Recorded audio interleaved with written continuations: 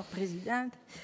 Alors, comme l'a souligné ce matin la conseillère exécutive et comme vous venez aussi de le dire encore, Madame Bianca Fadzi, ce matin vous avez répondu à la question orale de notre collègue Pierre-Paul. La collectivité de Corse, elle est engagée depuis plusieurs années dans l'insertion sociale et professionnelle des publics en difficulté. Alors, je vais concentrer mes propos sur les bénéficiaires du revenu de solidarité active, tandis que ma collègue Françoise Campagne abordera la situation des mineurs non accompagnés. Alors, notre engagement, il est à la fois social, économique et humain. Alors aujourd'hui, nous avons beaucoup parlé du FSE, mais le recours au Fonds social européen Plus est une nécessité budgétaire et un choix stratégique. En effet, le RSA doit être vu comme une étape transitoire vers une insertion durable et non comme une fin en soi. Il est aussi crucial de dépasser des discours qu'on peut avoir qui sont parfois stigmatisants.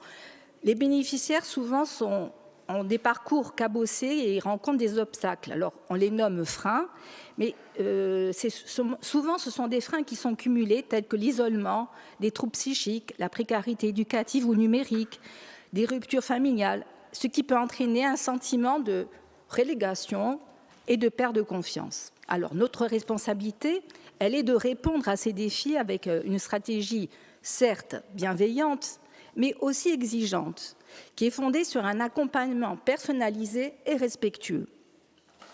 Le contrat d'insertion, il incarne un engagement réciproque entre la personne accompagnée de la collectivité et il s'agit de construire un parcours vers l'autonomie avec des professionnels formés et des dispositifs adaptés.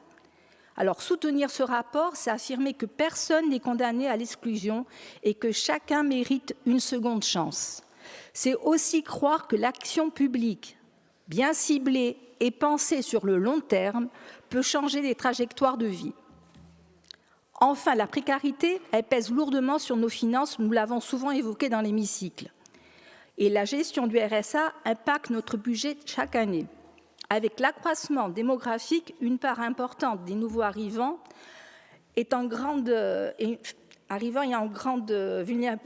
vulnérabilité. Et si, justement, nous ne renforçons pas tous les leviers de sortie de la précarité, cette situation deviendra de plus en plus complexe. Alors, en votant ce rapport, nous faisons le choix de la responsabilité, de la solidarité et de l'efficacité sur le long terme. Il s'agit d'agir pour ceux qui en ont besoin et préserver la cohésion sociale et l'équilibre financier de notre territoire. A ringraziarvi.